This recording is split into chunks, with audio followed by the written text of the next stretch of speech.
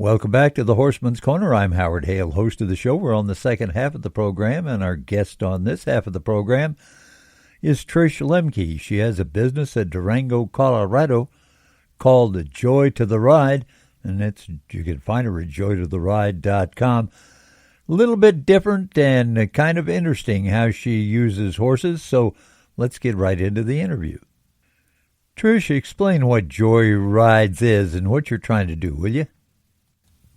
Yeah, so Joyrides is kind of a three-part business. I do international trips and retreats, so I take people mainly from the States, but I've had people in other parts of the world as well come and join me for a week of horseback riding and self-discovery, mindfulness, getting a lot of culture in there. So I take trips all over. We've been to Spain and Ireland, Tuscany, Costa Rica, going to Scotland. So that's one component of my business. The other component is equine coaching. So I work with people either that come to me for the weekend or they come to me just from local, and we work with the horses to see what the horses can teach us about how to be better humans. So that's been a lot of fun. So I will work with people maybe for 4 or 5 days or once a week for, 8 weeks or so. And the horses are my partners in that type of work. And the other thing that's non-horsey related is I'm just a basic life coach. So Joy Rides is also about life coaching and helping people enhance their life, move forward with where they might be stuck or where they have patterns and behaviors that are, that aren't serving them any longer. So yeah, that's kind of the three components of my business. Okay, boy, sounds like taking these trips sounds like it's a tough deal, but I guess somebody's got to do it, as they say. I know. Yeah, if I can get paid to travel the world and ride horses and help other people do that too, it's not a bad way to make a living. How do you line up do you use horses as far as in the trips, and how do you get them lined up? Yeah, so I contract with the people in the different countries. So my philosophy about horses is to have the horses as our partners. So they're more than just, get on and kick them and go. So I work on a lot of connections and natural horsemanship philosophies. So I vet the programs in the different countries that have the same philosophies of horses that I do. So I look all over because there's a ton of rides. You can go everywhere in the world with these rides. But I really want the stables that treat the horses the way I would treat them here at my house. So that's the first step. And then the second step is I find what kind of riding we want to do, whether it's for experienced people or beginners or intermediate, and, who I want to market that to and what countries I want to go to. And European countries I pick a lot because they have a lot more leeway with the kind of riding you can do. Like you can still canter and gallop and do all the things that sometimes in the States they don't let us do that anymore on like a typical trail ride. So, well, I don't know if that answered your question. Yeah, it sure does, but it takes a lot of background work then to put these trips together. Oh, yeah, absolutely. And just, talking to people in different countries, trying to figure out the language barrier, because sometimes it gets lost in translation a little bit. Trying to figure out what kind of trips they have, because a lot of them are progressive, where you go from place to place to place and sleep at different places every night. But some of them are like stay at the farm trips, and you just ride out from the farm every day, but the people stay in the same area. So, it's kind of trying to figure out what people want to have and what would be the most fun trip for everybody. So, yeah, they're super great. Okay, let's talk about the horses a little bit more, since this is the Horseman's Corner program. How do you work these horses into what you do as a life coach? How do you feel they work into the whole deal? In my whole life, I've been just loving being with horses and how they make me feel. So what I do with the horses is they are my partners and my teachers, sometimes healers, just as much as a person could be, sometimes, well, even more. You hear people say all the time, my therapist is my horse, or my stable place is my stable, So I think that's a big part of it. Horses just naturally cause people to have a more regulated nervous system, more present day, or living in the present moment a little bit easier. They teach us so much about confidence and self-esteem, and they can't really lie about how they're feeling, so that helps people with emotional regulation.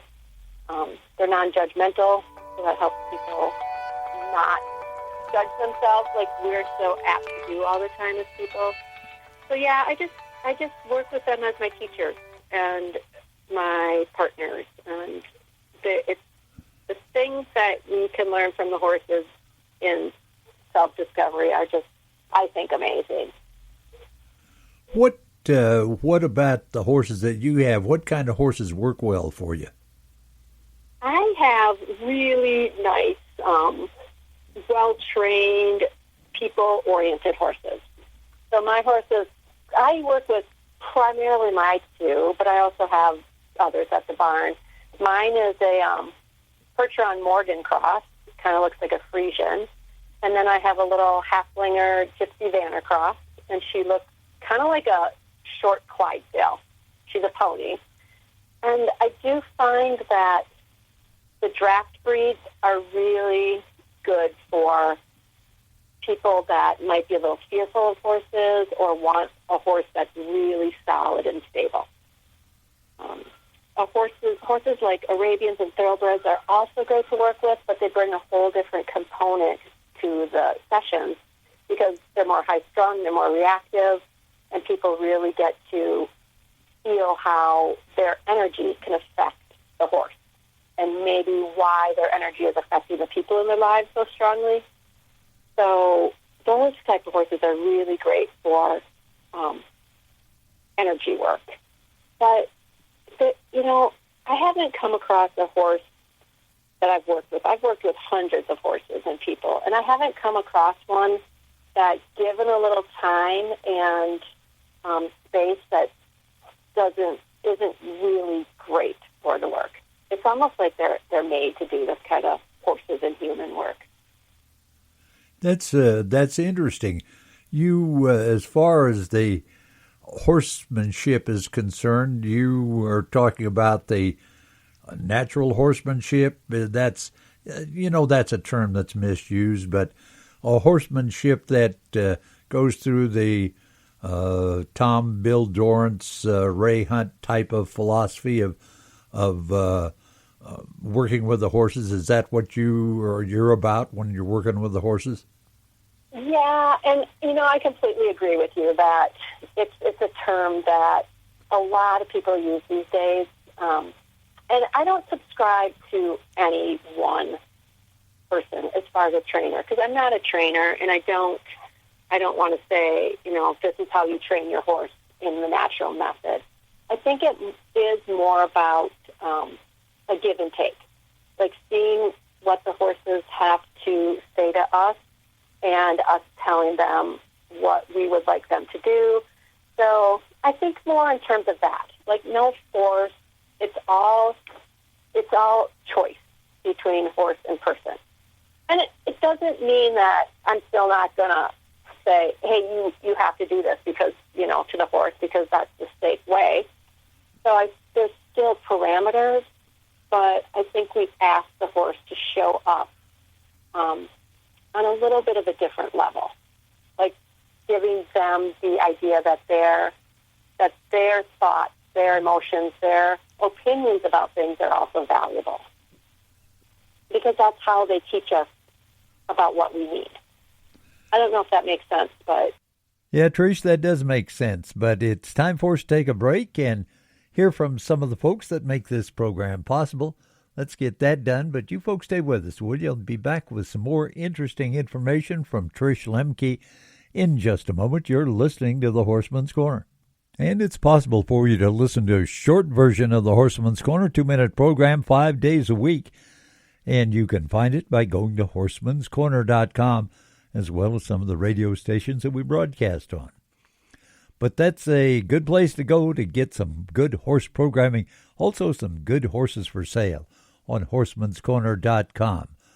So you can put your horse up there as well if you've got one to sell. That's horseman'scorner.com. If you're tired of a stock trailer that just doesn't make the cut or handle the tough jobs like it should, then you should come by Bunkhouse Trailer Sales in Mitchell, Nebraska. Check out the new line of Big Bend trailers in stock now. Half tops, dog boxes, saddle boxes, and so many other features, it's hard to name them all.